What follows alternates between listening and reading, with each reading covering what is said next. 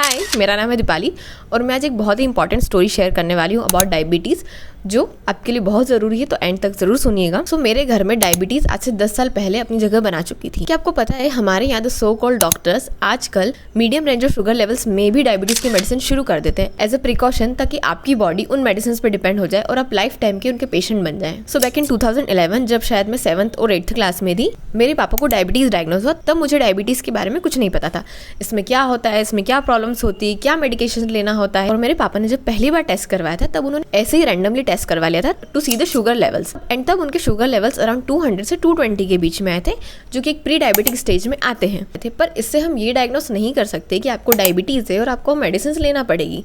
लेकिन हुआ क्या, जिस डॉक्टर के पास वो जा रहे थे, उन्होंने उनकी मेडिसिन शुरू कर दी without any guidance about the lifestyle changes, without any guidance about the dietary changes. क्योंकि मुझे ऐसा लगता है कि अगर उस वक्त ये सारी चीज़ें करी जाती तो शायद मेरे पापा इतनी जल्दी मेडिसिन पर नहीं आते। लेकिन ऐसा कुछ नहीं हुआ।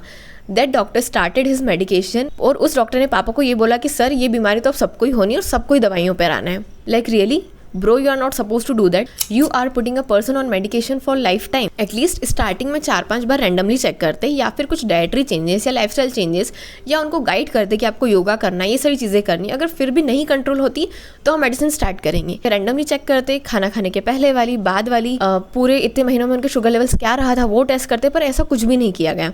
इतनी बड़ी डिसीज़ की ऐसे ही मेडिसिन शुरू कर दी गई, which you are not suppose to do that. So my father is on medication from last 10 years, and मैं खुद आयुर्वेदिक डॉक्टर होकर अब कुछ नहीं कर सकती, क्योंकि उनकी बॉडी उन मेडिकेशंस पर पूरी तरह से डिपेंड हो चुकी है। हाँ, मैंने ये ज़रूर किया है कि उन मेडिसिन का डोज कम हो जाए, थ्रू आयुर्वेदा मेडिसिन चलाते रहूँ, ताकि उनकी बॉडी इतनी जल्दी इंसुलिन पर नहीं आए, इंसुलिन इंजेक्शन उनको नहीं लेने पड़े। He is still on medication right now. पर हाँ, मैंने कुछ चीज़ें ऐसी इंक्लूड करी, योगा, डाइट, लाइफस्टाइल चेंजेस, जिससे उनका शुगर रेंज अपने आप धीरे धीरे कंट्रोल में रहने लगा। फिर उनकी जो एलोपैथी का डोज था वो धीरे धीरे थोड़ा कम हुआ।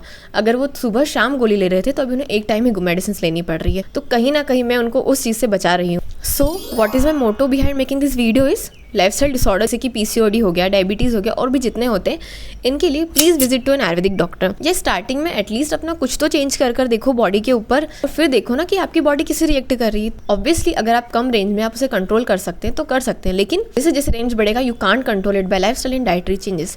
फिर आपको अपने आप को मेडिसिन पे डालना ही होगा। स्टार्टिंग में लाइफस्टाइल चेंजेस और डाइटरी चेंजेस से बहुत कुछ फर्क पड़ सकता है, और मैंने ये खुद देखा है अपनी प्रैक्टिस में। मैं तब तो पापा को नहीं बचा पाई from taking lifetime medication, but हाँ, अब मैं और लोगों को ज़रूर बचा सकती हूँ। Yes, we can do that, और हम खुद को लाइफ टाइम के मेडिकेशन लेने से बचा सकते हैं। ट्राई करके देखिए, फ़र्क ज़रूर मिलेगा।